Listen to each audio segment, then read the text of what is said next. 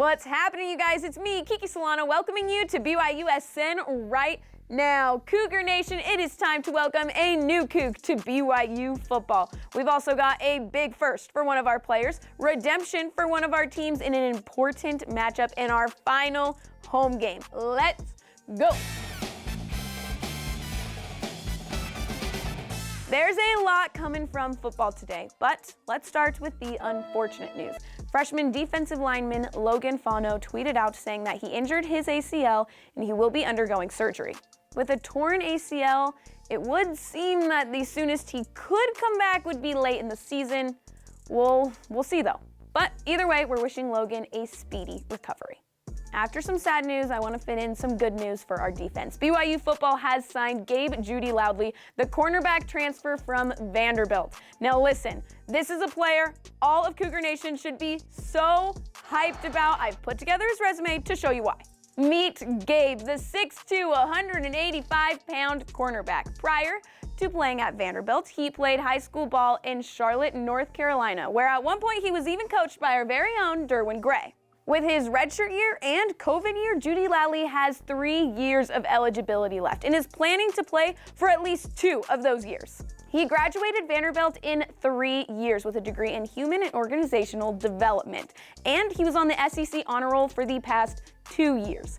He comes to BYU to get his grad degree at the Marriott School of Business, so you could say he's pretty smart.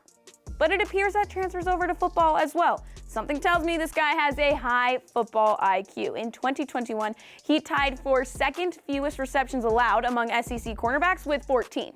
He also tallied up 50 tackles, 2 pass breakups, 1 interception, and 1 tackle for loss.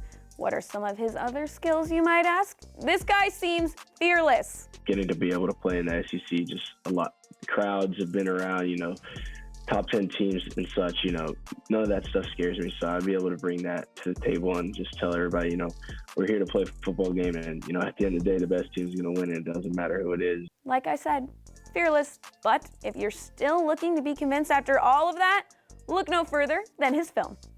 I'm never alone. Sleep on the there. Come on, they go solve. 8 in a 2 and let it dissolve. Bomb in my dinner, young gon' wanna ball. Rock the whole concert and hot in the frog. Gabe is excited to be here, and we are excited to have him. As for how the rest of the team is doing, let's go to spring ball. Back at spring practice for BYU football, and this time we're outside at the practice field outside the SAB because it's a sunny day. Might be a little sunny, but it is a little chilly. That's okay though. This is the only practice that media will be at this week because we have Pro Day on Friday. Super pumped for that. But I'm not trying to get too ahead of myself. The guys are still having fun here at practice, and I've got the pictures to prove it. Purple hat, cheetah print, dancing on the people, rolled up at the after joint, dancing on the people dancing on the people. I got people on the people dancing on the people with the people on the. See, like I said, lots of fun. But I'm not done yet. Let's bring it back to studio. Our Batcats had plenty of fun themselves after taking down UVU 12-5 up the road last night. BYU had 12 hits, including 2 homers, 1 by Cole Gamble and 1 by Alex Sardina.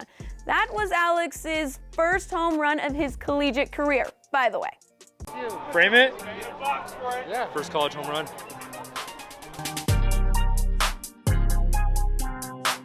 Yeah, frame it. This extends our Batcats to 12 straight wins over the Wolverines. Just a little redemption for BYU men's hoops earlier in the season.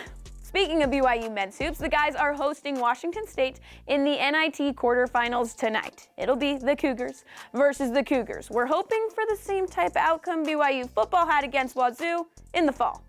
It'd be nice if our guys on the court had some fun highlights like our guys on the field did over Washington State, especially since we now know it will be Alex Barcelos and Tejon Lucas's last home game. Let's get some Marriott Center magic for them. Thanks for hanging out with me on BYUSN right now. Go give us a follow, and I actually got to run to the game. See ya!